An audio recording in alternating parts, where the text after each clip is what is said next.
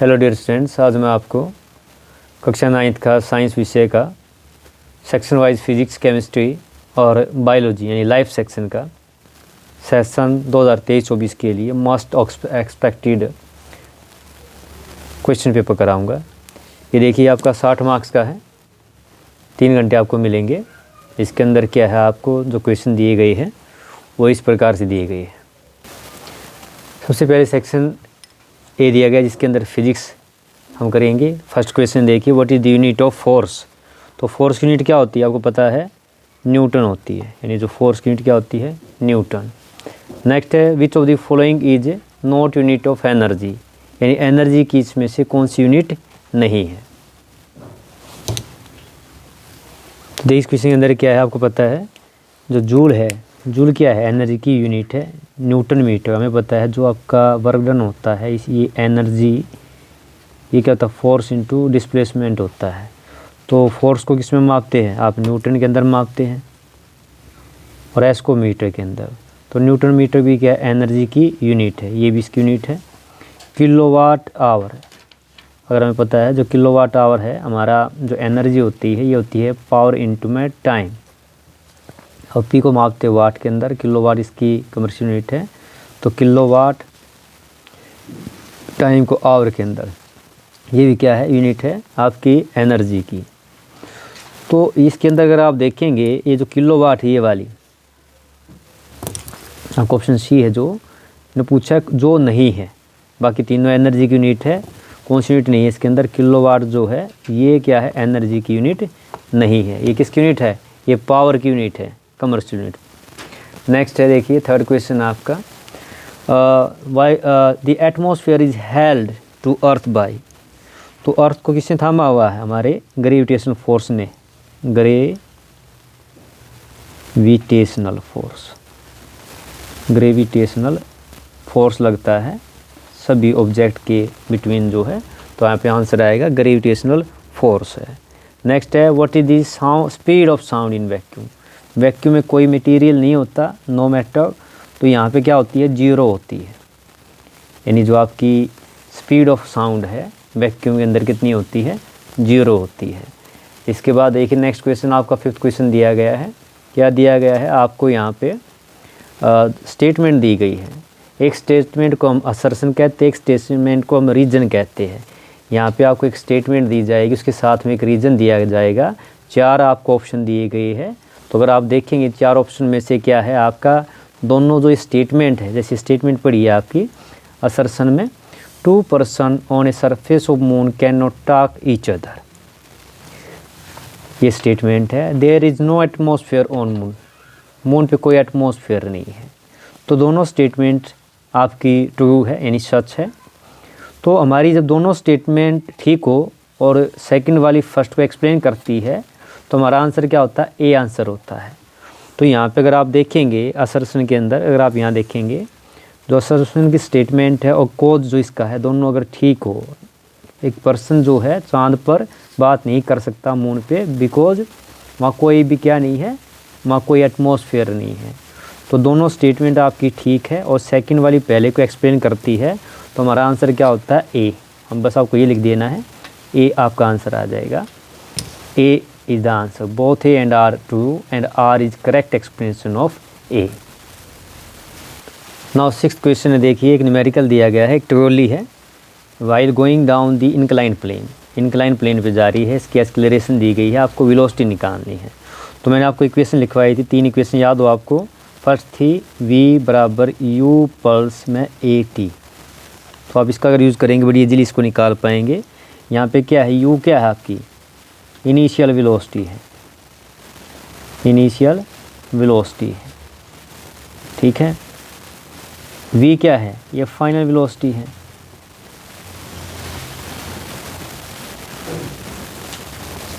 अब देखो क्या क्या दिया गया, एक्सेलरेशन बताया था आपको, जो एक्सेलरेशन होता है चेंज इन वेलोसिटी। ये आपको गिवन जो जो वैल्यू दी गई होती है उसको हम ले लेते हैं। ए क्या है यहाँ पे, ये आपकी ए क्या है, एक्सेलरेशन है।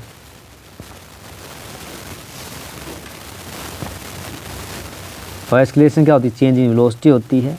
ये वैल्यू कितनी दी गई है, 2 मीटर पर सेकंड स्क्वायर दी गई है। टाइम देखो वेलोसिटी 3 सेकंड के बाद, यानी जो टाइम है टी क्या आपका टाइम है, टाइम कितना दिया गया है आपका time 3 second after this start. तो जब इनिशियल वेलोसिटी देखिए ना आपकी totally while going down inclined plane, start जब करते हैं तो इनिशियल वेलोसिटी क्या ली, वेलोसिटी क्या आपकी 0 है। तो अगर हम यहाँ से निकालेंगे आपकी इक्वेशन, आपको एक्सेलरेशन दी गई है, तो जो आपकी पहली वाली इक्वेशन इसका हम यूज़ करेंगे तो इसमें बस वैल्यू रखनी है आपने। v क्या हो गया, u का मान कितना आया है, दी आपको 0 है स्टार्टिंग से, a का मान कितना दिया गया है, एक्सेलरेशन का 2 दिया गया है, टाइम कितना है 3 है, तो वेलोसिटी कितनी आ गई आपकी, बस सिंपल आ गया आपका 6 आ गई 6। वेलोसिटी किस में मापते हैं, मीटर पर सेकंड के अंदर मापते, इस तरह लिखते हैं। या इसको लिखने का तरीका क्या है, इसको भी इस तरह लिख सकते हैं मीटर पर सेकेंड वेलोसिटी के लिए, या आप इसको ऐसे लिखेंगे मीटर पर सेकेंड, दोनों ठीक है। तो हमारा जो आंसर आ गया वो आंसर क्या है आपका, ये आपका आंसर आ गया 6 मीटर पर सेकेंड। अब देखिए अगला क्वेश्चन 7th क्वेश्चन क्या है, आपको डिस्टिंग्विश करना है स्पीड और वेलोसिटी, दोनों में अंतर करना है। तो स्पीड क्या है, स्पीड होती है distance travel in object in unit time interval, इसको हम बोलते हैं स्पीड ऑफ ऑब्जेक्ट की डेफिनेशन है। Displacement done by object in unit time interval is called velocity of the object कहते हैं। तो मैंने बताया भी था आपको, जब स्पीड की बात होती है तो हम बात करते हैं डिस्टेंस की, आपको डिस्टेंस की बात करनी है, और जब आप वेलोसिटी की बात करते हैं वेक्टर क्वांटिटी है तो डिस्प्लेसमेंट की करते हैं। अब ये सेकंड क्या है आपका, देखेंगे यहाँ पे देखो this is a scalar quantity, तो ये आपकी स्केलर क्वांटिटी है, ये सिर्फ मैग्नीट्यूड पर डिपेंड करती है। पेपर में अगर आ जाए आपसे पूछे स्केलर क्वांटिटी क्या होती है, तो ये इसकी डेफिनेशन है, the quantity which has magnitude only not direction, उसको हम स्केलर क्वांटिटी कहते हैं। लेकिन जो वेलोसिटी है ये एक वेक्टर क्वांटिटी है, इसके अंदर मैग्नीट्यूड भी है और दोनों डायरेक्शन भी है। थर्ड डिफरेंस क्या है, the speed of object can be equal to greater than amplitude of velocity of the object, यानी ये ग्रेटर दैन हो सकती है। तो डिस्प्लेसमेंट क्या होता है, 0 पॉजिटिव नेगेटिव हो सकता है, जबकि डिस्टेंस नहीं होगा। Magnitude of an object can not exceed speed of the object, यानी जो मैग्नीट्यूड है वेलोसिटी का वो कभी भी स्पीड से ज़्यादा नहीं हो सकता। अब हमारा जो फार्मूला है इसका, अगर आप देखेंगे स्पीड का फार्मूला क्या होता है, स्पीड का फार्मूला होता है डिस्टेंस बटे टाइम, और वेलोसिटी क्या होता है डिस्प्लेसमेंट बटे टाइम। ठीक है, इसकी अगर आप यूनिट लिखना चाहिए तो यूनिट भी लिख सकते हैं, दोनों की यूनिट सेम है, यूनिट जो होगी दोनों की यूनिट सेम आएगी। इसकी यूनिट क्या स्पीड की, मीटर पर सेकेंड, और इसकी भी कितनी है मीटर पर सेकेंड, जो दोनों की यूनिट होगी बिल्कुल सेम आएगी।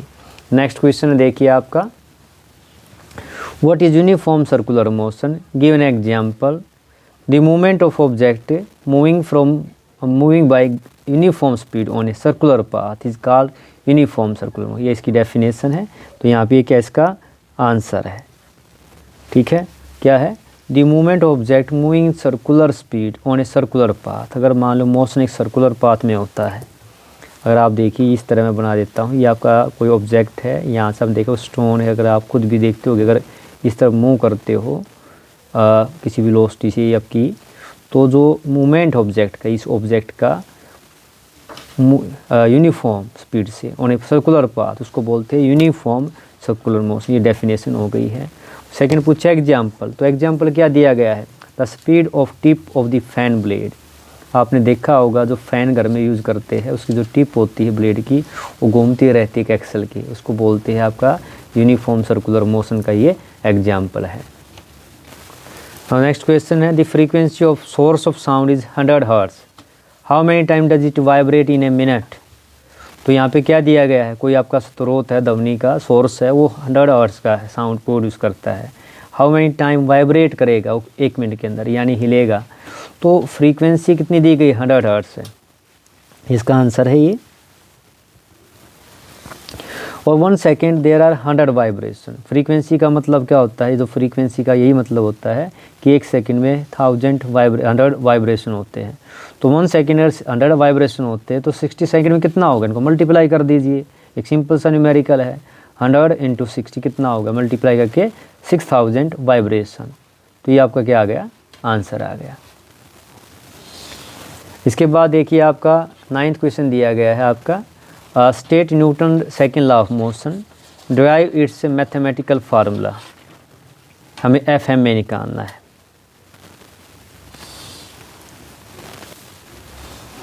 अब देखिए हमारा जो न्यूटन सेकंड लॉ यहाँ आपकी स्टेटमेंट ही है। ये न्यूटन सेकंड लॉ क्या कहता है, rate of change of momentum of object. तो मोमेंटम क्या P को कहते हैं, अगर फोर्स ही करना हमें, exerted on it change in momentum occur in same direction as force applied. अगर आप भूल भी जाओ तो डायरेक्ट याद रख लीजिए, जो आपका फोर्स होता है वो क्या है, आपका rate of change of linear momentum है, dp/dt लिख सकते हैं इसको, ठीक है। अगर भूल जाओ सेकंड लॉ की जगह, तो फोर्स क्या है, रेट ऑफ चेंज ऑफ, देखो ये /mt आया, तो रेट ऑफ चेंज ऑफ क्या है, लीनियर मोमेंटम है, rate of change of linear momentum. ये हमें फोर्स देता है, फोर्स देता है। ये जो मार्किंग दी गई है, इस तरह पेपर चेक होगा आपकी बार आपका कि कितने हिस्से लिखने पे आपको कितने मार्क्स मिलेंगे। तो यहाँ पे क्या है, फोर्स क्या है, F है, F क्या force exerted on the object है, मास उसका मान लो M है। मान लीजिए ये आपका ऑब्जेक्ट है, ये कोई ऑब्जेक्ट है, इसके ऊपर आपका क्या लगा है, फोर्स लगा है, ये फोर्स लगा है। ये कोई मास था जिसका ये मास M था, ये फोर्स इस पर लगाया आपने, यहाँ से ये कहाँ हो गया, शिफ्ट हो गया यहाँ से। मान लो यहाँ इसकी वेलोसिटी u थी, यहाँ पे वेलोसिटी v थी, तो आपका वेलोसिटी चेंज कहाँ से, u से v पे हुई है। तो इनिशियल मोमेंटम ऑफ बॉडी यानी mu, यानी हम लिख सकते हैं जो लीनियर मोमेंटम आपका इनिशियल क्या है, p। हम मान लो अगर इसको pi से दिखा दूँ, pi क्या है, द इनिशियल मोमेंटम, pf क्या है, फाइनल मोमेंटम, p सिंबल से दिखाते हैं। और हमारा p क्या होता है, ये होता है मास इंटू वेलोसिटी, जैसे लिखा है यहाँ पे mu, ये mv हो गया आपका। Rate of change of momentum यानी इनिशियल माइनस फाइनल, यानी इसमें से मैंने ये घटाया तो इसको इस तरह लिख सकूँ था, mv mu, चेंज इन हो गया ना आपका। ये क्या फाइनल है, इनिशियल है, बाई में t, कंबाइन इस तरह लिखते हैं। तो न्यूटन सेकंड लॉ क्या कहता है, rate of change of linear momentum. Force क्या है, rate of change of linear momentum. और यहाँ पे ये जो क्वांटिटी ये वाली है, लिखा है ना आपका एक्सेलरेशन, ये दी गई है आपकी यहाँ पे, ये वाली क्वांटिटी क्या है, एक्सेलरेशन है। तो इसी से क्या लिख सकते हैं, -v1 u ma, हटाएंगे कांस्टेंट क्या आएगा, f क्या आ गया, ma। तो SI सिस्टम में, किसी भी यूनिट ऑफ सिस्टम में इसका मान कितना होता है, k का 1 होता है, इसका मान 1 होता है। तो यहाँ पे 1 रख देंगे k का मान। तो ये जो आपकी इक्वेशन है ये क्या बन गई आपकी, F = ma। यही हमें क्या करना था, डिराइव करना था, निकालना था। तो ये था Newton's second law of motion, derive with mathematical formula. अब देखिए अगला क्वेश्चन क्या दिया गया है, 10वां क्वेश्चन है आपका, आपको डिफाइन करनी है फ्लोइंग क्वांटिटी। आपको वर्क को डिफाइन करना, पावर को डिफाइन करना, law of conservation of energy को करना है। तो यहाँ पे मैंने क्या, ये डेफिनेशन यहाँ पे फर्स्ट क्या है, ये वर्क की डेफिनेशन, ये क्या है, वर्क की। तो वर्क क्या है, when object is displaced by an applying force in direction of force, उसे हम वर्क कहते हैं। जब ऑब्जेक्ट डिस्प्लेस हो जाता है, इसका फार्मूला क्या होता है, मैथमेटिकल फार्मूला होता है एफ एस। तो सिंपल सा है, आपको 3 नंबर में दिया गया, एक डिफाइन करना है। व्हेन ऑब्जेक्ट डिस्प्लेस हो जाता है, जब आप क्या करते हैं, किसी बॉडी पे फोर्स लगाते हैं। मान लीजिए कोई बॉडी पे आपने क्या लगाया, फोर्स लगाया, और बॉडी क्या होगी, डिस्प्लेस हो गई है। सेकंड है आपका पावर। पावर क्या है, rate of change of doing work, ये क्या पावर है। इसका फार्मूला क्या, अगर भूल जाओ तो लिख देना W/m/T, ये इसका मैथमेटिकल फार्मूला है। थर्ड क्या है, law of conservation of energy, law of conservation of energy. भैया आपका तीसरा है, जो आपको डिफाइन करना है, क्या कहता है, energy can neither be created. मैंने आपको पीछे बताया था लॉ ऑफ कंजर्वेशन, एनर्जी है तो एनर्जी को ना तो क्रिएट किया जा सकता है ना डिस्ट्रॉय किया जा सकता है। It can only change from one form to another. यहाँ पे आपको पॉइंट टू पॉइंट लिखना है। तो ये आपका ए था, ये बी था, और ये आपका सी की डेफिनेशन हो गई है। नेक्स्ट क्वेश्चन देखिए आपका क्या दिया गया है। नाउ देखिए अगला क्वेश्चन इसके और दिया गया है, अगर या तो 10th का ये कर दीजिए या फिर ये कर दीजिए। क्या दिया गया, 13 फॉर एक्टिंग ऑन 20 kg, यानी आपकी जो मास है जो दिया गया वो लिख लीजिए, मास दिया गया है, यानी इसको हम एम बोलते हैं। एम मास कितना दिया गया है आपको, 20 किलोग्राम दिया गया है। इट वेलोसिटी चेंज होती है 5 से 2 मीटर पर सेकंड। देखो यानी जो स्टार्टिंग में बोलते हैं इनिशियल वेलोसिटी, ये कितनी दी गई है, 5 मीटर पर सेकंड। और फाइनल वेलोसिटी कितनी दी गई है, 2 मीटर पर सेकंड दी गई है, यानी कि आपकी घटी है, डिक्रीज हुई है। तो देखिए वर्क डन निकालना है, तो एक एनर्जी है आपकी। वर्क डन क्या होता है, जो W होता है ये होता है, बस लिखवाया था आपको work energy theorem, change in kinetic energy होता है, चेंज इन काइनेटिक एनर्जी, याद रखिए, चेंज इन काइनेटिक एनर्जी। तो पहले हम निकाल लेते हैं आपकी initial kinetic energy. Initial kinetic energy मान लो मैं KI से ले लेता हूँ, सिंबल लेता हूँ KI, इनिशियल काइनेटिक एनर्जी। ये क्या होता है, ये तो वर्क डन था, मैं यहाँ लिख देता हूँ क्योंकि हमें निकालना है वर्क डन, यानी जो W निकालना है। Kinetic energy, kinetic energy initial, ठीक है, वो क्या होगा, 12 mu², ये फार्मूला होता है। तो यहाँ पे देखेंगे आप, अगर ये आपका हो गया, और जो फाइनल काइनेटिक एनर्जी है,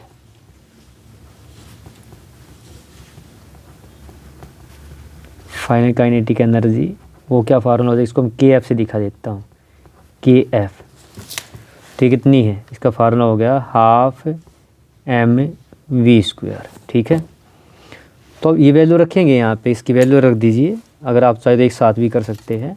हमारा फार्मूला क्या ये है, यानी सिंपल याद रख लीजिए, 12 m change in kinetic energy, ये फार्मूला भी आप याद कर सकते हैं डायरेक्ट। तो जो वर्क डन आएगा, अगर मैं सीधा इसके अंदर ऊपर वाले में रख दूँ, 12 मास कितना दिया गया है, 20 यानी कि कितना हो गया आपका, 2 दिया, 2 का स्क्वायर माइनस में 5 का स्क्वायर, ये आपका बन गया। अब यहाँ पे देखेंगे तो देखिए यहाँ काट सकते इसको, 2 से 2 पंजे 10, ये 10 आ गया। ब्रैकेट के अंदर क्या आएगा, 2 का स्क्वायर कितना होता है 4, और 5 का कितना होता है 25, तो ये 10 है। और ब्रैकेट के अंदर क्या 25 घटा के 4 जमा के, तो कितने बच्चे आप कितने। तो जो वर्क डन आ गया आपका, वर्क डन वो कितना आ गया भाई, ये 10 है, अंदर घटा 21 है, दोनों को मल्टीप्लाई करो, कितना आ जाएगा, -210 जूल आ गया। यानी कितना आंसर है आपका, नेट जो आपका वर्क डन है वो चेंज इन काइनेटिक एनर्जी घटा 210 जूल, ये आपका क्या था, आंसर थी, आपको करना था। यानी आपका अगले लाइन में लिख देता हूँ, वर्क डन कितना आ गया, -210 जूल। तो ये आपका आंसर है। अब नेक्स्ट 11th क्वेश्चन क्या दिया गया है, देखिए आपको 5 मार्क्स का है, 3 + 2 ऐसे। तो 2 भाग में बांटा गया, ए भाग क्या, state universal law of gravitation, write its formula, और जो बी जो आपको क्या है, define G, write it value. तो सबसे पहले क्या हमने देखो डिफाइन किया है, यहाँ पे अगर आप देखेंगे ये आपका आंसर कौन सा है, पार्ट ए है, आपका ए का आंसर है यूनिवर्सल लॉ ऑफ ग्रेविटेशन। ये कौन सा आपका, यूनिवर्सल लॉ ऑफ ग्रेविटेशन क्या कहता है, ये देखो क्या कहता है, हमारी 2 बॉडी, इसका मास m1, इसका मास m2 है, इसका मास आप m दिया गया, ये लो इसका मास m है, और इसका मास का स्मॉल m है। यानी बीच में, दोनों के बीच में सेपरेशन दूरी कितनी है आपका, d सेपरेशन है। ये इसको बाद में लिखेंगे। तो ये क्या, d इसके बीच में सेपरेशन है, आपके सेंटर से मापी जाती है, यहाँ से लेके यहाँ तक, ये जो डिस्टेंस है इन दोनों के बीच में, इसको हम d कहते हैं। यहाँ से लेके यहाँ तक सेंटर के बीच से लगता है, तो ये d है आपका। तो क्या कहता है statement, each body in world attract other body by a force, her body इस वर्ल्ड के अंदर दूसरी बॉडी को अट्रैक्ट करती है एक फोर्स से, which is proportional to product. आप याद भी रख सकते हैं, सिंपल है, यानी जो फोर्स है आपका इनके प्रोडक्ट के, यानी product of masses of 2 bodies, इन दोनों मासेस बॉडी के प्रोडक्ट के इनवर्सली प्रोपोर्शनल। इनवर्सली का मतलब क्या होता है, बटे में लगा देते हैं, ये जो सेपरेशन है, ये स्टेटमेंट याद रख लीजिए। directly proportional product of mass is inversely proportional square distance between them. This force is exerted in direction of line joining the two bodies. ये कहाँ लाइन एग्जिस्ट करता है? Line joining two bodies. तो combine कर दिया गया तो आपका क्या आ गया? ये आ गया. तो ये आपका यहाँ पे जी क्या है? कांस्टेंट, यूनिवर्सल ग्रेविटेशन कांस्टेंट है. अगला पार्ट क्या है इसका? यानी यहाँ पे लिख दिया कंप्लीट आपका फोर्स आ गया. हटाने के बाद इस निशान को हटाएंगे, जी आएगा. मैं यहाँ करके दिखा देता हूँ. जी बड़ा एम छोटा एम बाई में डी स्क्वायर. इसके बाद बी क्या है आपका? आपको डिफाइन करना है जी. जो ये जी क्या है? द ग्रेविटेशन कांस्टेंट है.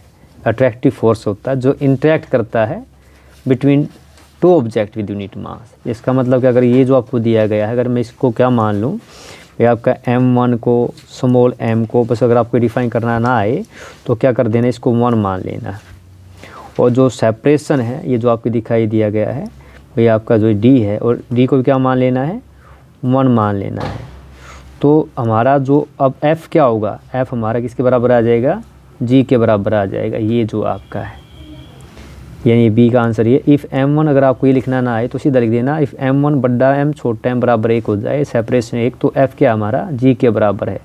तो g क्या है? वो अट्रैक्टिव फोर्स है. दो बॉडी जिनका मास कितना है? यूनिट है. यूनिट माने 1 है. उनके बीच में सेपरेशन कितनी? 1 मीटर है. यूनिट का मतलब कितना? 1. तो हम बोलते हैं आपका g किसके बराबर? f के. और इसकी वैल्यू कितनी होती है?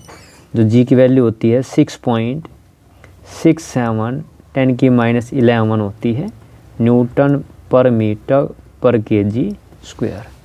तो ये था आपका 11th क्वेश्चन जो 5 मार्क्स का था आपका. अब देखिए इसके साथ और में दिया गया है 11th क्वेश्चन. और में क्या क्वेश्चन दिया गया? State Archimedes principal. ये आपका फर्स्ट पार्ट है, स्टेट आर्किमिडीज प्रिंसिपल. और बी में क्या है? डिफरेंस बताना है मास और वेट के अंदर. जो है मास और वेट, ये क्या है आपका? वेट है इन दोनों के बीच में. तो देखिए क्या दिया गया. सबसे पहले हम डिफाइन किसको करेंगे? आपने डिफाइन करना है, आपको स्टेट करना आर्किमिडीज प्रिंसिपल को. तो आर्किमिडीज क्या कहता है? जब भी किसी सॉलिड बॉडी को हम इमर्स्ड करते हैं या डुबोते हैं कंप्लीटली या partially in a still liquid. Still क्या होता है? रुका हुआ liquid. There is virtual decrease होता है वेट के अंदर, वेट कम हो जाता है. This virtual reduction of weight is equal to weight of the liquid displaced by body. यानी जब उसको डुबोते हैं, इमर्स्ड करते हैं, तो जितना वो वाटर लिक्विड को हटाती है वो किसके बराबर होता है? बॉडी के वेट की. यही आपका आर्किमिडीज प्रिंसिपल है.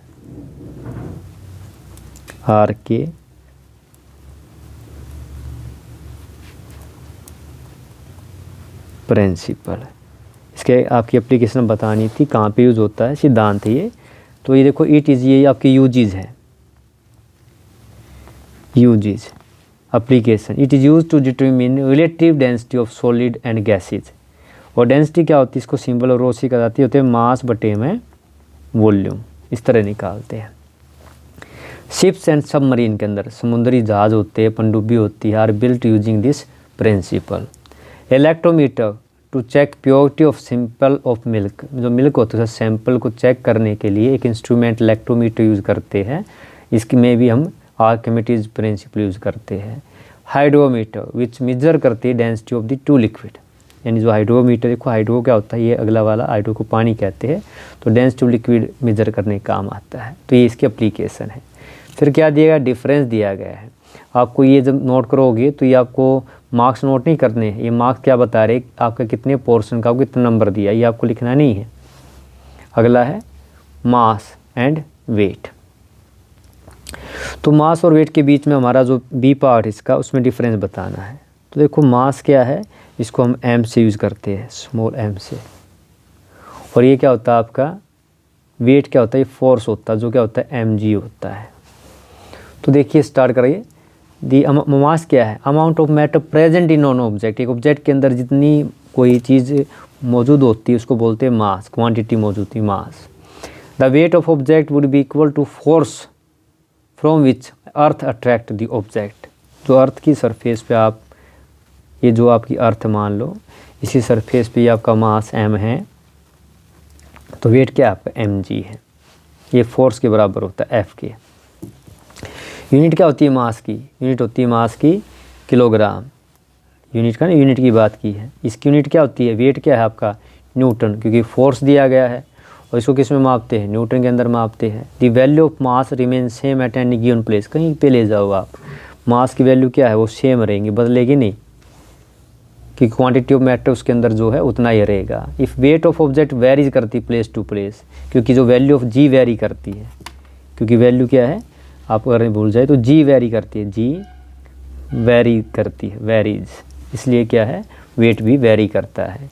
मास एक स्केलर क्वांटिटी है जिसमें हम मैग्नीट्यूड की बात करते हैं, जबकि वेट एक क्या है वेक्टर क्वांटिटी जिसमें डायरेक्शन भी पता होती है।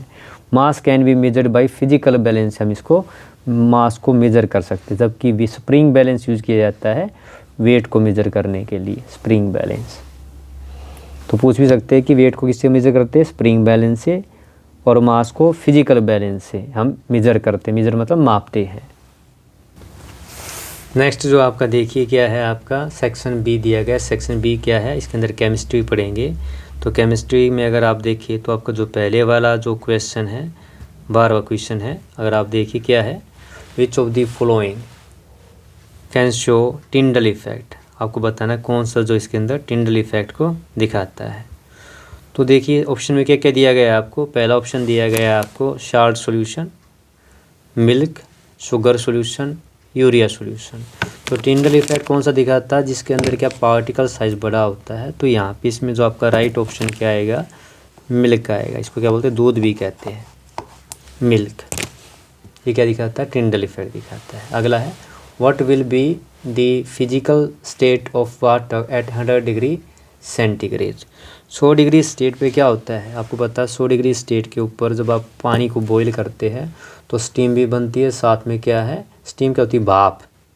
यानी आपका जो है गैस की फॉर्म में भी होता है, लिक्विड की फॉर्म में भी होता है, यानी दोनों के दोनों स्टेट, यानी आपकी लिक्विड भी है और गैस भी है, दोनों होते हैं 100 डिग्री सेंटीग्रेड पे। तो आपका ऑप्शन क्या आएगा? D, both A and B. Next question है an isotope of this is used as a fuel in atomic reactor. तो आजकल जो एटॉमिक रिएक्टर आपके सिलेबस में क्या, यूरेनियम, हम क्या लिखेंगे? यूरेनियम, यूरेनियम को हम यूज़ करते हैं फ्यूल की तरह, ईंधन के रूप में एटॉमिक रिएक्टर में। अगर आप इसको याद ना रहे तो इसका सिंबल याद कर लीजिए, इसका बड़ा सिंबल होता है यू को यूज़ करते हैं। अगला आपका 15th, right the formula of calcium chloride. तो कैल्शियम मैंने आपको पीछे सिखाया भी था, तो इसके अंदर क्या देखना आपको, इसको पकड़ लेना है। तो कैल्शियम क्या होता है? Ca होता है, और क्लोरीन क्या होता है? क्लोरीन से क्लोराइड बनता है। तो हमारे पीछे मैंने आपको क्या बताया था, आपका देखिए Cl पे -1 होता है और कैल्शियम पे कितना होता है? 2 पॉजिटिव होता है। तो क्रोस करेंगे, ये 1 आएगा और यहाँ पे कितना, ये 1 और यहाँ पे कितना आएगा? 2 आएगा। तो जो हमारा फार्मूला बनेगा क्या बनेगा? जो आंसर CaCl2, कैल्शियम क्लोराइड का ये फार्मूला है। इसके बाद देखिए आपका क्वेश्चन नंबर 16 है। इसमें मैंने पीछे भी सिखाया था, अरससन रीजन वाले हैं। आपको एक स्टेटमेंट दी जाएगी, स्टेटमेंट के साथ एक रीजन दिया जाएगा, आपको बताना है कौन सी ठीक है या गलत है। तो सर्च में क्या दिया गया है? Fragrance of incense stick reaches to every corner of room. जो अगरबत्ती होती है घर में, उसकी खुशबू कमरे के हर भाग में पहुंच जाती है, कोने में। कोज रीजन क्या? Intermolecular forces of attraction are lowest होते हैं गैस के अंदर। गैस के अंदर क्या है? फ्रीली आपके जो मोलिक्यूल्स है यानी आपके घूम सकते हैं। तो रीजन भी ठीक है इसका, दोनों ठीक हो। सेकंड वाली फर्स्ट को अगर एक्सप्लेन करिए तो हमारा आंसर क्या होगा? ए आपका आंसर होता है। इसका आंसर क्या होगा? आपका ए आंसर होगा इसका।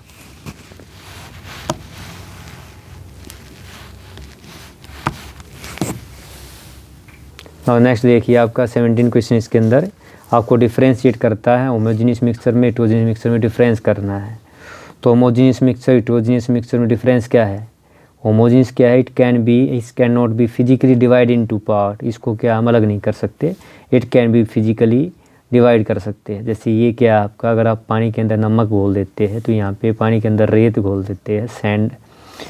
Component can not be easily separated, component can easily separate कर सकते हैं। पता है आपको, ग्लास में आप अगर सैंड डाल के घुमा देंगे तो कुछ देर के बाद सैंड डाउन हो जाएगी। ये मान इसका फर्स्ट है डिफरेंस है, ये सेकंड है, ये थर्ड है, ये फोर्थ है। द कंपोनेंट होता है जिससे बना होता है, component of homogeneous mixture can not seen easily. जब ये component of heterogeneous mixture can be seen, हम इजीली इसको देख सकते हैं। एग्जाम्पल दिए शुगर सॉल्यूशन, विनेगर, विनेगर का सिरका। और जो एग्जाम्पल जो आपका heterogeneous mixture of sugar and salt, milk, ये एग्जाम्पल किसके हैं, हेटेरोजेनियस मिक्सचर के हैं। तो ये 2 मार्क्स क्वेश्चन था। अगला क्वेश्चन देखिए, 18th क्वेश्चन दिया गया है। ड्रा स्केच बनाना बोर मॉडल का आपको एटम का विद 3 सेल से। तो ये जो मैंने बनाया इसका आंसर है, ये आंसर है। आप इस तरह बनाना, सबसे बीच में क्या आ गया, न्यूक्लियस आ गया। न्यूक्लियस के बाद ये पहला वाला, ठीक है। यहाँ पे क्या आपका, अगर हम इसको बात करें, ये क्या है, न्यूक्लियस है। मैं लिख देता हूँ, ये क्या है, यहाँ पे न्यूक्लियस है। इसके बाद जो पहले जब n की वैल्यू क्या, ये फर्स्ट सेल, इसको n इसके लिए 1 होता है, इसको हम क्या बोलते हैं, k कहते हैं। ये n क्या हो गया 2, n हो गया 3, n हो गया 4। तो मान क्या हो गया, इसको क्या बोलेंगे, इसका सेल का नाम होता है k, l, m, n। ये सेल के नाम होते हैं। आपको ये ड्रा करके दिखाना बोर मॉडल का जो है। इसी क्वेश्चन का जो आपका 18 क्वेश्चन इसमें और दिया गया है। अगर आपको ऊपर वाला ना आता तो आप ये कर सकते हैं, क्या है, right distribution of electron in carbon and sodium atom के अंदर लिखने हैं। बड़ा आसान सा, बस आपको सिंबल पता होना चाहिए। आपका जो कार्बन होता है, ये आपको क्या, कार्बन, कार्बन सिंबल क्या होता है, 6 होता है। क्या लिखते हैं यहाँ पे, इसका एटॉमिक नंबर कितना होता है, 6 होता है। सेकंड क्या दिया गया आपको, सोडियम। सोडियम का सिंबल क्या होता है, सोडियम का सिंबल Na होता है। इसका एटॉमिक नंबर कितना होता है, नीचे लिखते 11 होता है। एटॉमिक नंबर क्या होते हैं, Z को बोलते हैं। Z क्या होता है, कार्बन के लिए 6 होता है, और Z जो होता है सोडियम के लिए कितना होता है, 11 होता है। इसकी क्या लिखनी है आपको, इलेक्ट्रॉनिक कॉन्फ़िगरेशन लिखनी है। इलेक्ट्रॉनिक कॉन्फ़िगरेशन का मतलब क्या, पहले के अंदर कितने बताया था आपको, पहले के अंदर क्या आएगा, बनाना सिखाया था 2 आएंगे, बाकी कितने बच गए, 4 लास्ट में हो गए हैं। अब इसके बाद इसमें 11 है, तो 2, 8, 1। और इस इलेक्ट्रॉनिक कॉन्फ़िगरेशन आप ऐसे ही बना सकते हैं। जैसे मान लो आपने, ये क्या हो गया आपका कार्बन था, तो पहले वाला जो आपका, ये आपका फर्स्ट ऑर्बिट, ये वाला सेकंड ऑर्बिट, सेल जो है। तो इसके अंदर कितने इलेक्ट्रॉन आ सकते हैं, मैक्सिमम 2 आ सकते हैं। इसके अंदर कितने आ गए, ये बाहरी कक्षा में, और सॉरी ऑर्बिट में 4 आ जाएंगे। तो ये कॉन्फ़िगरेशन है। इस तरह सोडियम की अगर बनाना चाहे आप, सोडियम की बना सकते हैं। वही आपका Na है। तो ये पहला ऑर्बिट, फर्स्ट के अंदर 2, ये आपका इधर ऐसे, और लास्ट वाला क्या आपका 3, क्योंकि 3 है, इसके अंदर 3 बनेंगे।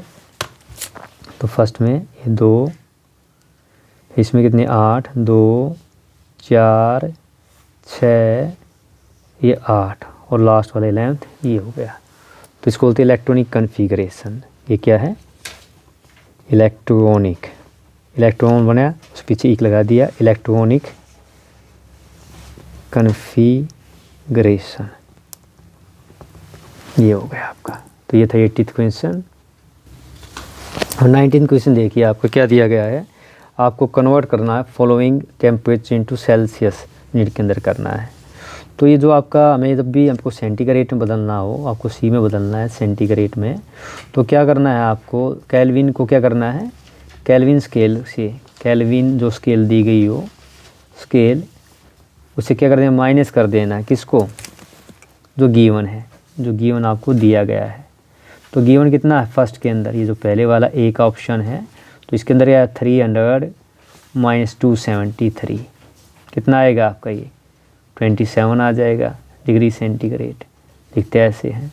सेकंड वाला जो बी है, इसमें आपको सी निकालना, तो क्या करेंगे, 573 है, इसमें से कितना घटा दो, 273 घटा दीजिए, कितना आएगा आपका ये, भाई हटाओगे देखो 0 0, ये 300 आ गया, 300 डिग्री सेंटीग्रेड आ गया। अब तीसरा जो ऑप्शन है सी वाला है, कितना दिया गया है, 483 है, तो 483 से घटा दो 273, कितना आ जाएगा, ये 0, ये 1, ये 2, यानी कितना आ गया, 210 सेंटीग्रेड आ गया।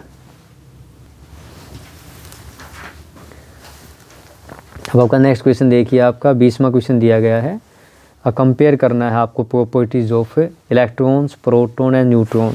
इससे कैसे, ये सभी आपको पता है कि आपका बीच में क्या होता है, आपका ये न्यूक्लियस होता है। इसके अंदर कौन भाई साहब रहते हैं, प्रोटॉन भाई साहब और न्यूट्रॉन भाई साहब एक रहते हैं। बाहर जो कक्षा है यानी ऑर्बिट है, बाहर जो ऑर्बिट है उसमें कौन होते हैं, आपके इलेक्ट्रॉन भाई साहब, इलेक्ट्रॉन घूमते हैं, इलेक्ट्रॉन। तो अब हमें इन तीनों की प्रॉपर्टी वो करनी है। तो पहला प्रोटॉन है, इसका सिंबल अगर आप दिखाऊं तो लिख भी सकते हैं, इसको पी से दिखाते हैं। वैसे सेम होता है, न्यूट्रॉन को हम सिंबल एन से कराते हैं, इलेक्ट्रॉन को ई से दिखाते हैं, लिखा है भी इनसे देखो PNE। तो चार्ज क्या होता है, प्रोटॉन पे पॉजिटिव होता है, न्यूट्रॉन पे कोई चार्ज नहीं होता, जीरो चार्ज होता है, इलेक्ट्रॉन पे क्या होता है, नेगेटिव चार्ज होता है। फर्स्ट प्रॉपर्टी होगी आपकी चार्ज की। सेकंड प्रॉपर्टी क्या, मास। मास इसका एक यूनिट होता है। न्यूट्रॉन भी आपका जो बिल्कुल प्रोटॉन के आसपास होता है, बराबर ही होता है। इलेक्ट्रॉन नेग्लिजिबल मास होता है। अगला लोकेशन, लोकेशन कहाँ पे ये होता है, तो जो इनसाइड न्यूक्लियस दिखा है ना आपको, प्रोटॉन भाई साहब न्यूट्रॉन भाई साहब दोनों कहाँ होते हैं, न्यूक्लियस के अंदर रहते हैं, जबकि इलेक्ट्रॉन आउटसाइड न्यूक्लियस घूमते हैं। और ये इनके सिंबल हो गए। तो ये क्या थी, इसकी प्रॉपर्टी थी प्रोटॉन की, न्यूट्रॉन की, इलेक्ट्रॉन की। अगला जो क्वेश्चन है केमिस्ट्री से है, explain Dalton's atomic theory. Explain Dalton atomic theory. तो डाल्टन थ्योरी क्या कहती है, आप ये एटम के बारे में बताती है, कैसे बना है एटम, मैटर बना है। पहला पॉइंट क्या है, ऑल मैटर्स, ये आपका आंसर है, all matters are made up of atoms. देखिए सभी किससे बने हैं, एटम से बने, सभी मैटर आपके एटम से बने हैं। Atoms are inseparable, inseparable microscopic particle, यानी जिसको हम अलग नहीं कर सकते। Neither created nor destroyed in a chemical reaction, किसी भी केमिकल रिएक्शन में ना तो इनको पैदा किया जा सकता है ना डिस्ट्रॉय किया जा सकता है। तीसरी प्रॉपर्टी क्या लिखी डाल्टन ने, all atoms of A given element have same mass and chemical property. Given element है जितने उसके सभी के सभी, जैसे लकड़ी है, कार्बन है आपका, आयरन, कितने छोटे टुकड़े कीजिए, बड़ा कीजिए, सेम मास और सेम केमिकल प्रॉपर्टी होगा सभी एटम की जो है। एटम ऑफ डिफरेंट एलिमेंट्स क्या होंगे, डिफरेंट होने हैं। आयरन के है, चांदी के, सोना अलग अलग है, तो उनके एटम जो क्या होंगे, डिफरेंट एलिमेंट के एटम डिफरेंट होंगे, डिफरेंट केमिकल प्रॉपर्टीज होगी उनकी जो है। नेक्स्ट क्या है आपका, देखिए atom of different elements combine with each other, combine करते हैं एक फिक्स्ड प्रोपोर्शन में और स्मॉल एब्सोल्यूट नंबर में, क्या फॉर्म करते हैं, कंपाउंड फॉर्म करते हैं। जैसे कि वाटर बताया आपको कि H और O करके क्या बनाते हैं, आपस में ये H2O बनाते हैं 1:8 में। The relative number and type of atom compound are fix है, यानी आपकी जो है बिल्कुल फिक्स है। संख्या जो होगी जब भी आपका कंपाउंड फॉर्म होगा, तो देखो इसमें 2 हाइड्रोजन 1 ऑक्सीजन है, तो संख्या क्या होगी, फिक्स होगी। इसी क्वेश्चन का जो अगर हमारा ये आपको नहीं आता है तो इसका क्या दिया गया है, और में ऑप्शन दिया गया है। तो 21 क्या इसमें और में ऑप्शन दिया गया है। क्या है क्वेश्चन, देखिए फर्स्ट है आपका, give the name of element present in the flowing quick lime. तो क्विक लाइन के अंदर क्या होता है, क्विक लाइम आपका जो होता है, इसका जो फार्मूला होता है CaOH ट्वाइस, ये फार्मूला होता है क्विक लाइम का। तो इसके अंदर कौन कौन भाई साहब है, इसके अंदर अगर देखा जाए, एक होता है ये, तो इसके अंदर Ca है यानी कैल्शियम है,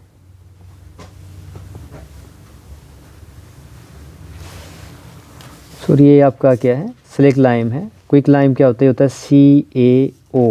CaO, तो कौन कैल्शियम है, कैल्शियम CaLCm। कैल्शियम का सिंबल क्या होता है, Ca होता है, बस आप सिंबल लिख देना, याद आ रहा है आपको, ठीक है। और क्या होता है इसके अंदर, आपका ऑक्सीजन होता है। तो ऑक्सीजन क्या आपका सिंबल क्या होता है, O होता है। तो इसको आप छोड़ सकते हैं, ये वाला जो आपका, ये वाला इसको छोड़ सकते हैं, ये नहीं होता, ये फार्मूला होता है आपका ये वाला। तो इसके अंदर क्या होता है, क्विक लाइम में CaO फार्मूला इसका, कैल्शियम और ऑक्सीजन होता है। सेकंड वाला क्या आपका, बेकिंग पाउडर। बेकिंग पाउडर का फार्मूला होता है NaHCO3। तो कौन कौन प्रेजेंट इसके अंदर, अगर आप देखेंगे तो इसके अंदर प्रेजेंट कौन कौन, आप सिंबल लिख देना। इसके अंदर सोडियम है, भाई इसमें पूछा कौन कौन इसके अंदर एलिमेंट प्रेजेंट है, इसके अंदर सोडियम है, इसके अंदर हाइड्रोजन है, इसके अंदर कार्बन है, और कौन है, ऑक्सीजन भाई साहब है। ये आपको सिंबल लिख देने इसके जो है। अब इसी का जो बी पार्ट दिया गया, देखिए इनका आपको निकालना क्या है, मोलिकुलर मास निकालना है, मोलिकुलर मास। तो मोलिकुलर मास कैसे निकालते हैं, अब देखिए हमें बस ये पता होना चाहिए आपका जो हाइड्रोजन है, हाइड्रोजन को लिखते क्या है, इस तरह लिखते हैं 1 1। ये ऊपर वाला नीचे वाला क्या होता है, एटॉमिक नंबर होता है, ये क्या होता है, मास होता है। ऑक्सीजन को कैसे लिखते हैं, हम ऑक्सीजन को लिखते हैं 6, ये आपका 8, 8 दूनी 16, ये होता है 18 16। तो जो अब देखिए यहाँ पे जो एटॉमिक आपका मास मोलिकुलर मास निकालेंगे, कैसे निकालेंगे, H2O का मोलिकुलर मास जो निकालेंगे, इसमें 2 तो क्या है, हाइड्रोजन है, एक क्या है इसके अंदर, ऑक्सीजन है, उसके मास को रख दीजिए। तो हाइड्रोजन का कितने है इसके अंदर, उसका मास कितना 1 है, और ऑक्सीजन का कितना है 16 है। तो कितना आ जाएगा आपका, ये 2 एकम 2 16, तो कितना आ गया 18। तो जो मास हो गया इसका कितना आ गया, वाटर मोलिक्यूल्स का 18 यूनिट लिख देते, शॉर्ट में क्या हो गया, इसका आंसर हो गया है। इसी तरह आपका जो सेकेंड वाला HNO3 है, अब HNO3 के लिए निकालते हैं। तो HNO3 क्या है, अगर हम यहाँ बात करें भाई आपका, मैं लाइन लगा देता हूँ ताकि क्लियरिटी रहे, मिक्सअप ना हो।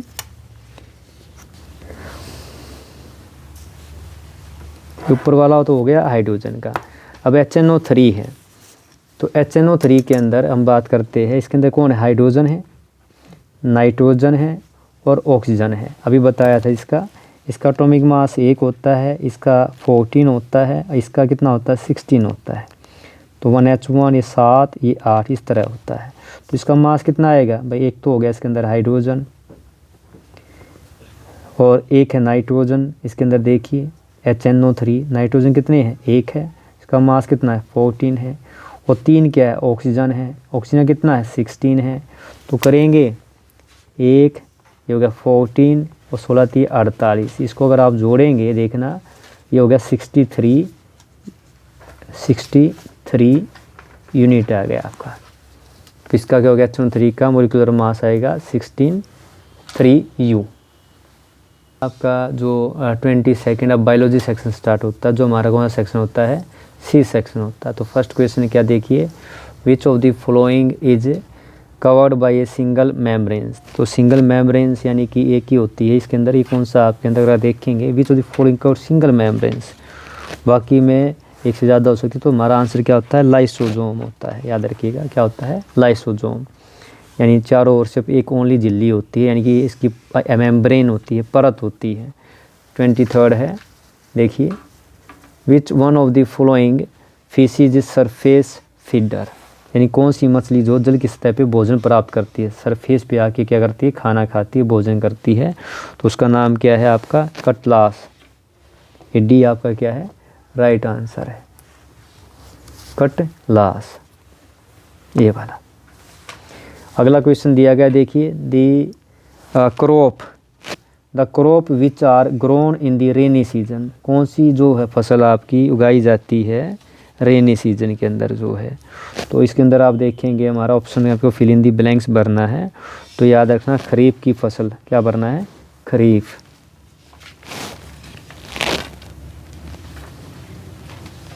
खरीफ क्रॉप्स, ठीक है। नाउ नेक्स्ट क्वेश्चन देखिए आपका, which cell are found in the cartilaginous tissue of the body, यानी कौन सी जो आपका सेल है, आपकी जो टिश्यू है मतलब में पाई जाती है, कार्टिलेज टिश्यू ऑफ बॉडी के अंदर पाई जाती है। तो इसका आंसर क्या होता है, याद रखना, इसका नाम कॉन्ड्रोसाइट्स। ऑप्शन क्या आएगा,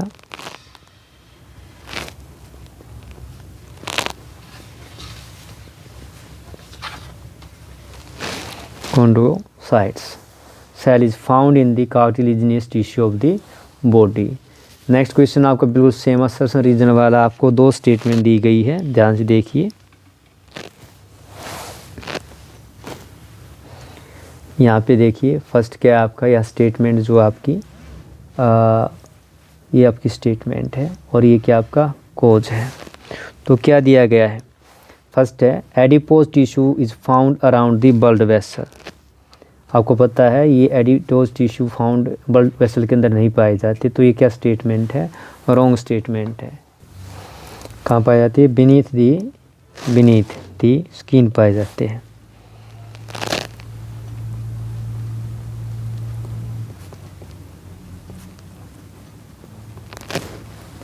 सेकंड स्टेटमेंट क्या है, tissue are also act as an insulator, ये स्टेटमेंट ठीक है। पहली गलत है और आपकी रीज़न इसका ठीक है, तो हमारा ऑप्शन क्या होता है, ये डी ऑप्शन होगा, A is false but R is true. तो ऑप्शन क्या आ गया आपका, D is the right answer. No next question 27, how do storage grain losses occur. जो भंडारगृह गोदाम होते हैं वहाँ पे जो आपके ग्रेन अनाज है वो ख़राब हो जाता है, उसकी हानि होती है, कैसे होती है। तो आपका आंसर क्या दिया रहा, 2 type of loss of storage grain होते हैं, 2 तरह का नुकसान होता है, एक तो बायोटिक कॉज होता है, एक एबायोटिक कॉज होता है।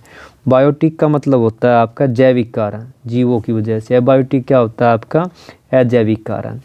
तो ऑन बायोटिक लेवल की बात करें तो आपको पहले वाला है, ये क्या ऑन दी बायोटिक लेवल पे पेस्ट होते हैं, कीट, रोडेंट होते हैं, fungi, mites and bacteria spoil कर देते क्वालिटी ऑफ क्रॉप्स को, रिड्यूस देयर वेट को। यानी आपके जो ये फंगाइज है, पेस्टिस है, माइट्स है, बैक्टीरिया, ये क्रॉप्स को क्या करते हैं, खाते हैं, उसकी वेट को घटा देते हैं। This makes the product discoloured, उसका रंग भी क्या उड़ जाता है। It reduce the ability to germinate, यानी अंकुरित नहीं हो पाते हैं।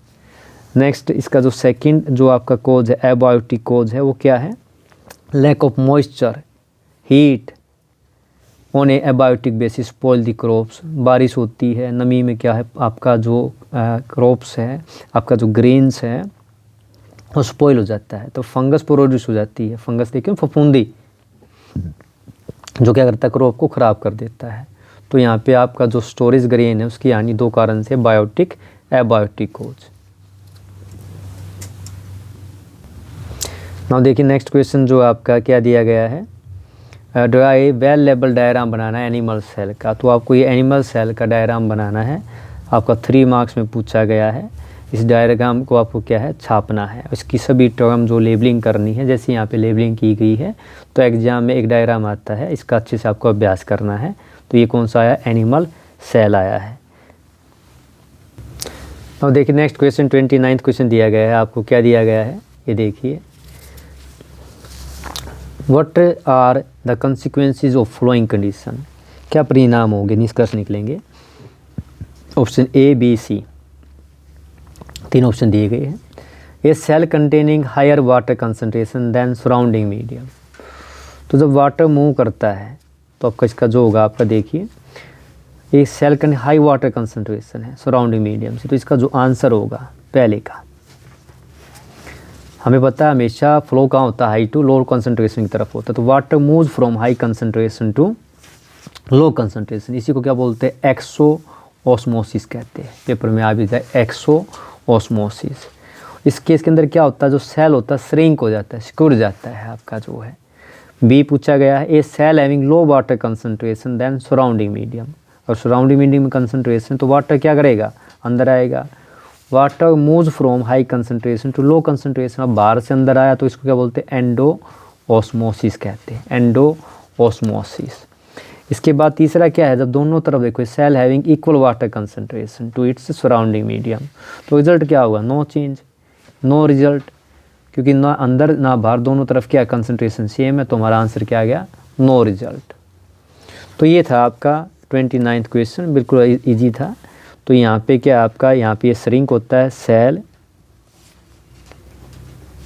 श्रिंक्स हो जाता है, ये फर्स्ट पहले के अंदर, सॉरी, यहाँ पे क्या होता है, सेल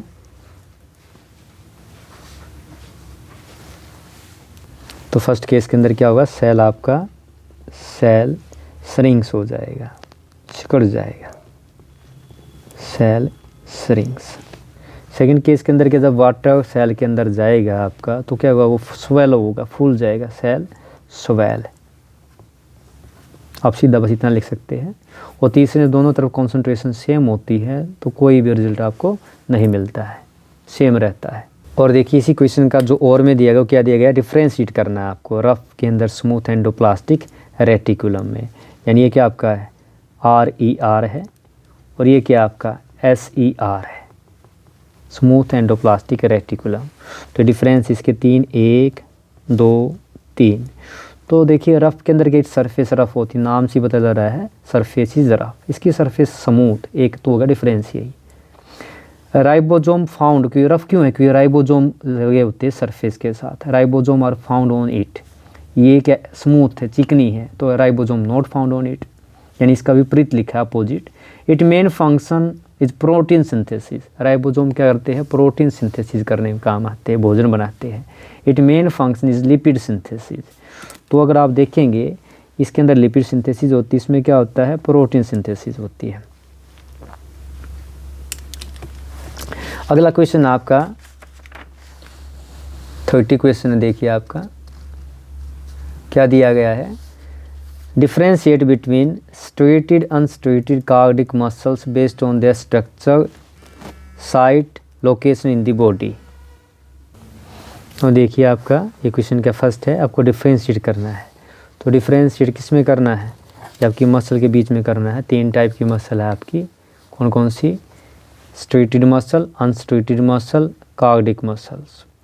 तो इसकी हम पहली प्रॉपर्टी बात करते हैं शेप की ऑफ सेल की। तो स्ट्रेटेड मसल के सेल कैसे होते हैं, लॉन्ग सिलेंड्रिकल्स एंड अनब्रांच्ड होते हैं, मैंने आपको बताया भी था। आप इसको दिखा सकते हैं इस तरह से, सिलेंड्रिकल फॉर्म ऐसे होते हैं, और ये क्या होती है आपके इस टाइप की शेप के होते हैं, बिल्कुल ऐसे बारीक से। तो सेल्स अनस्ट्रेटेड के अंदर क्या होते हैं, लॉन्ग स्पाइंडल शेप होते हैं, अनब्रांच होते हैं। जो कार्डिक मसल अगर हम बात करें कुछ इस टाइप की होती है आपकी, इस तरह की। तो सेल्स आर सिलेंड्रिकल्स एंड ब्रांच्ड होते हैं, ब्रांच निकली हुई होती है। सेकंड हम बात करते हैं न्यूक्लियस की, तो क्या स्ट्रेटेड मसल क्या होते हैं, मल्टी न्यूक्लियस, यहाँ आप दिखाई, यहाँ पे हर जगह ये न्यूक्लियस देखो, मल्टी न्यूक्लिएटेड होती है। जबकि इसके अंदर क्या होता है, यूनि माने अकेला न्यूक्लिएटेड होता है, एक ही न्यूक्लियस होता है। ये भी यूनि न्यूक्लिएटेड होते हैं, न्यूक्लियस के अंदर एक ही होता है कार्डिक मसल के अंदर। तीसरी बात स्ट्रूएशन, स्ट्रूएशंस आर प्रेजेंट, ये जो आपको दिखाई दे रही है ये पतली सी झिल्ली सी है, पर इसको बोलते हैं स्ट्रूएशन आर प्रेजेंट। इसके अंदर अब्सेंट, कोई स्ट्रूएशन नहीं है, स्ट्रूएशन आर प्रेजेंट इसके अंदर होती है, ये दिखाई है ऐसे। तो ये था आपका difference between striated muscle, unstriated muscle and cardiac muscle. इसका जो फोर्थ डिफरेंस वो क्या है, मोड ऑफ कॉन्ट्रैक्शन, इसके अंदर वॉलंटरी होता है, इसके अंदर इनवॉलंटरी, अपनी इच्छा से, बिना इच्छा से इनवॉलंटरी होता है। कार्डिक मसल जो आपके हार्ट है आपके कहने से बंद नहीं होगा। इनवॉलंटरी क्या है, जो आपके अकॉर्डिंग काम ना करे। एग्जाम्पल क्या, लोकेशन कहाँ पे होती है। Striated muscle hands, legs and other skeletal muscle के अंदर होती है। अनस्ट्रेटेड मसल कहाँ होती है, स्टमक के अंदर, पेट के अंदर, वाल जो होती है इंटेस्टाइन, यूरेटर के अंदर होती है। और कार्डिक वर्ड सुना होगा, डॉक्टर के लिए यूज होता है, कार्डियोलॉजिस्ट है, हार्ट का डॉक्टर है, तो हार्ट के अंदर होती है। इसके बाद आपसे पूछा गया एक और क्वेश्चन इसके अंदर भी पूछा गया, देखिए ध्यान से, यहाँ पे क्या क्वेश्चन है, what are the functions of stomata, यानी स्टोमेटा का फंक्शन क्या है। तो स्टोमेटा 2 फंक्शनिंग करता है, याद रखिएगा हमेशा। जो आपका फंक्शन है लिख भी देता हूँ यहाँ पे, फंक्शन ऑफ स्टोमेटा।